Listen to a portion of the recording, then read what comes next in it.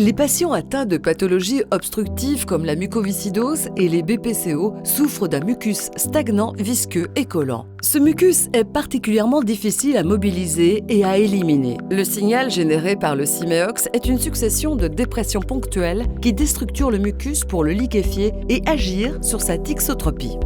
Ils permettent un drainage du mucus en réalisant une expiration passive, confortable et sans fatigue. Entre chaque dépression ponctuelle, le patient est connecté à la pression atmosphérique, ce qui empêche toute compression de la bronche. Pendant les phases expiratoires, le mucus se déstructure rapidement. Il est transporté et drainé. Pendant les phases inspiratoires, il reprend sa forme et ses propriétés initiales et reste immobile.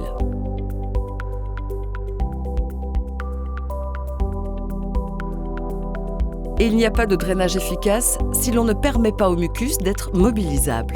Cela dépend de l'inhalothérapie prescrite bronchodilatatrice et ou anti-inflammatoire et ou mucofluidifiante, la liberté des voies aériennes supérieures, lavage de nez, et l'état de relaxation et l'installation confortable du patient.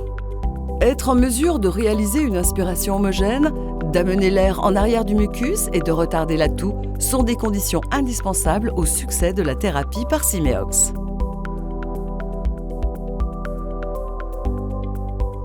Pendant 2 à 3 minutes, le patient est observé en ventilation spontanée avec le simple embout buccal afin de s'acclimater à l'utilisation de l'interface en bouche.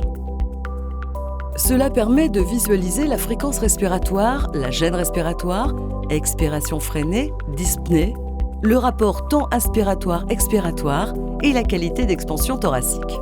Ce temps permet aussi d'identifier les bruits à la bouche, la qualité de la toux, les freins à lever et la fatigabilité du patient. Le patient est installé en position assise ou semi-assise. Les positions des cubitus latéral droit, gauche, dorsal ou ventral peuvent également être adoptées. Les épaules sont relâchées, la tête en légère extension. L'appareil est branché, vérification du filtre et de l'hygiène de l'interface selon les recommandations de la notice d'utilisation. L'embout buccal est placé en bouche comme un prolongateur de trachée, maintenant la glotte ouverte. Il doit être placé sur la langue du patient et maintenu entre les dents de celui-ci.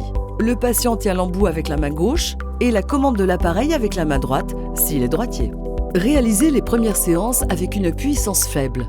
Augmentez progressivement la puissance lorsque le patient est éduqué à l'utilisation de l'appareil et en mesure de faire diffuser la vibration dans son arbre bronchique.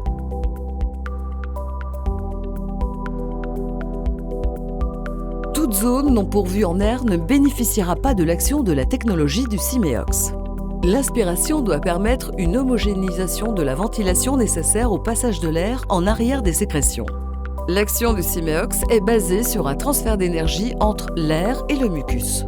Le kinésithérapeute accompagne scrupuleusement cette étape et éduque le patient à la réalisation d'une inspiration de qualité.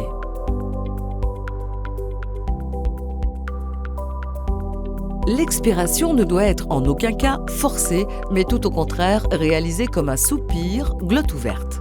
Pour ne pas perturber l'action du Simeox sur la viscosité des sécrétions, le patient ne doit en aucun cas souffler activement dans l'appareil. C'est dès le début de ce soupir de relâchement que le patient déclenche le Simeox. Il perçoit pendant toute la durée de son expiration la vibration qui modifie la rhéologie de son mucus et qui le transporte. L'amplitude du signal vibratoire augmente avec la diminution du volume pulmonaire. L'amplitude vibratoire est un critère de performance majeur. Il est primordial de travailler dans des volumes pulmonaires qui mobilisent le mucus présent dans les voies respiratoires distales. Chaque cycle respiratoire amène le patient à prendre le volume courant fonctionnel qu'il pourra déplacer vers les zones ciblées. Attention, une expiration trop longue ou poussée risque de déclencher une toux prématurée, de même qu'une inspiration rapide. Lors des premières utilisations, le patient peut percevoir les vibrations dans la bouche et dans le nez. Elles disparaîtront au bénéfice des vibrations bronchiques après quelques séances d'apprentissage.